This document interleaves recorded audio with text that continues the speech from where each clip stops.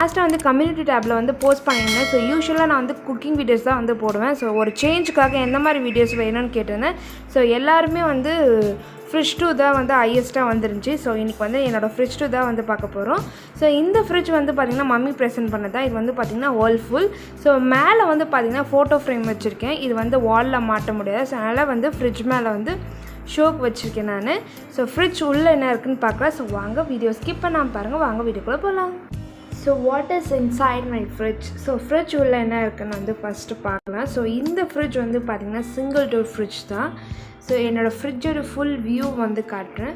So fridge டூருக்காக நான் எந்த ஒரு திங்ஸும் வச்சு ஆர்கனைஸ் எல்லாம் பண்ணல. என்னோடய வீட்டில் இருக்கிற திங்ஸ் வச்சு தான் நான் வந்து செட் பண்ணியிருக்கேன். என்னோடய ஃப்ரிட்ஜும் வந்து நார்மலாக இப்படி தான் இருக்கும். ஸோ வீடியோக்காக வந்து ப்ரிப்பேர் பண்ணி ஸோ அப்படிலாம் கிடையவே கிடையாது. ஸோ இப்படி தான் வந்து நார்மலாக ஃப்ரிட்ஜ் வந்து வச்சிட்ருக்கேன். ஸோ 1-2 மட்டும் வந்து நான் ஆர்கனைஸ் பண்ணியிருக்கேன். ஸோ அது மட்டும் உங்கள்கிட்ட ஷேர் பண்ணிக்கிறேன். ஸோ ஃபர்ஸ்ட் வந்து பார்த்திங்கன்னா மேலே வந்து நான் என்னென்ன வச்சுருக்கேன் அப்படி காட்டுறேன். ஃபர்ஸ்ட் வந்து பார்த்திங்கன்னா விப்பிங் க்ரீம். இது வந்து கேக் டாப்பிங்க்கெல்லாம் யூஸ் பண்ணுறது தான் இது. ஸோ விப்பிங் க்ரீம் வந்து கேக் டாப்பிங்க்காக யூஸ் பண்ணுறதுக்காக வச்சுருக்கேன். இது வந்து பார்த்திங்கன்னா 1 இயர் வரைக்கும் கேரண்டி இருக்குது. இது வந்து நல்ல சில்லுன்னு இருக்க பிளேஸில் தான் வந்து வைக்கணும். ஸோ அதே மாதிரி கீழே வந்து பார்த்திங்கன்னா ஐஸ் ட்ரே, மேலே ஐஸ் பேக் வச்சுருக்கேன். ஸோ இந்த பாக்ஸில் வந்து பார்த்திங்கன்னா பால் ஏடு வந்து எடுத்து வச்சுருக்கேன்.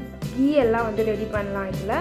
ஸோ அதனால் எடுத்து வச்சுருக்கேன் நான். ஸோ இவ்வளோ தான் வந்து மேலே இருக்கிற ரேக்கில். ஸோ கீழே வந்து பார்த்திங்கன்னா சால்ட்டட் அன்சால்ட்டட் பட்டர் வந்து வச்சுருக்கேன். அன்சால்ட்டட் வந்து பார்த்திங்கன்னா இந்த குக்கீஸ், கேக்ஸ் கலர் அந்த ரெசிபிக்கெல்லாம் செய்கிறதுக்காக நான் வந்து வாங்கி வச்சுருக்கேன்.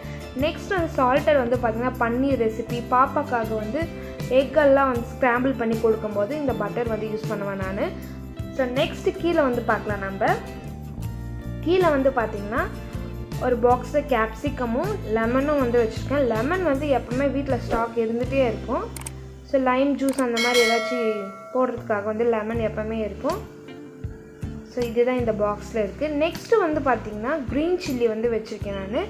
ஸோ க்ரீன் சில்லியை வந்து காம்பு எடுத்துகிட்டு கீழே வந்து பார்த்திங்கன்னா டிஷ்யூ வந்து ஆட் பண்ணிக்க. ஸோ டிஷ்யூ வந்து நம்ம ஆட் பண்ணும்போது நம்மளோட பச்சை மிளகு வந்து ரொம்ப நாள் வந்து நம்மளுக்கு அழகாக க்ரீனாகவே இருக்கும்.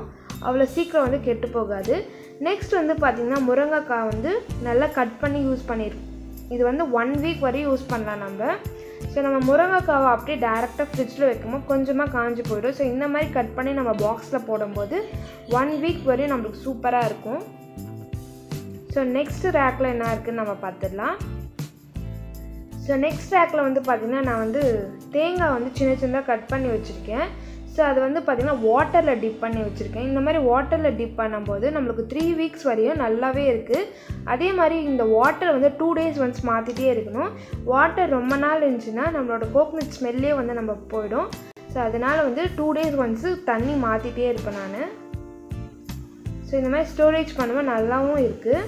நெக்ஸ்ட் வந்து பார்த்திங்கன்னா கருவேப்பிலை. ஸோ இதில் டிஷ்யூவெல்லாம் நான் எதுவுமே ஆட் பண்ணல. ஏன்னா இது ரெகுலர் யூஸு, நம்ம யூஸ் பண்ணிகிட்டே இருப்போம் எல்லா ஒரு ரெசிபிக்கும். ஸோ அதனால் டிஷ்யூ எதுவுமே ஆட் பண்ணல.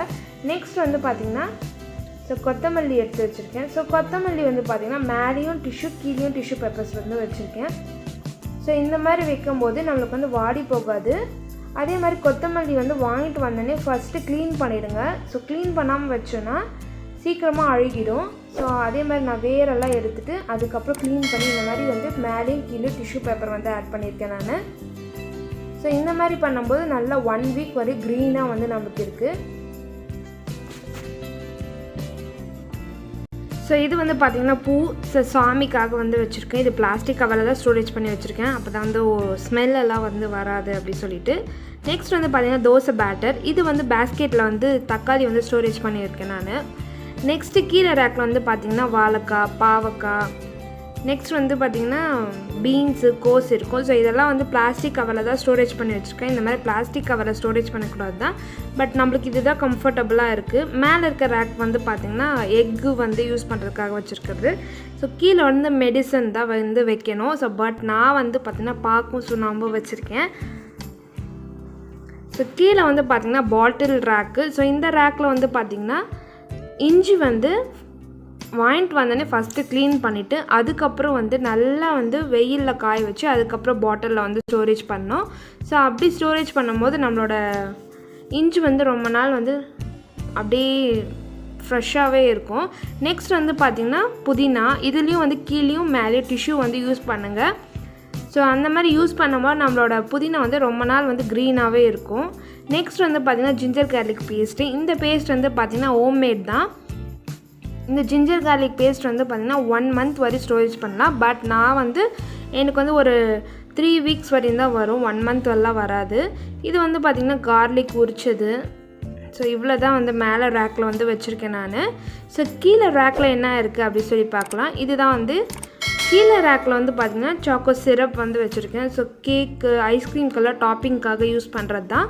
நெக்ஸ்ட் வந்து பார்த்திங்கன்னா வீட்டில் ப்ரிப்பேர் பண்ண கர்டு இது. ஸோ கர்ட் வந்து கொஞ்சம் கெட்டியாக இருக்கும் வீட்டில் ப்ரிப்பேர் பண்ணும்போது.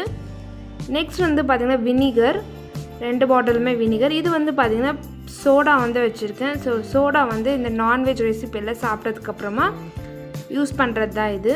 So soda. இந்த ரேக்கில் வந்து பார்த்திங்கன்னா dairy milk. So dairy milk இல்லை, டைரி மில்க் கவர்க்குள்ளே வந்து மில்க் மேட் இருக்குது.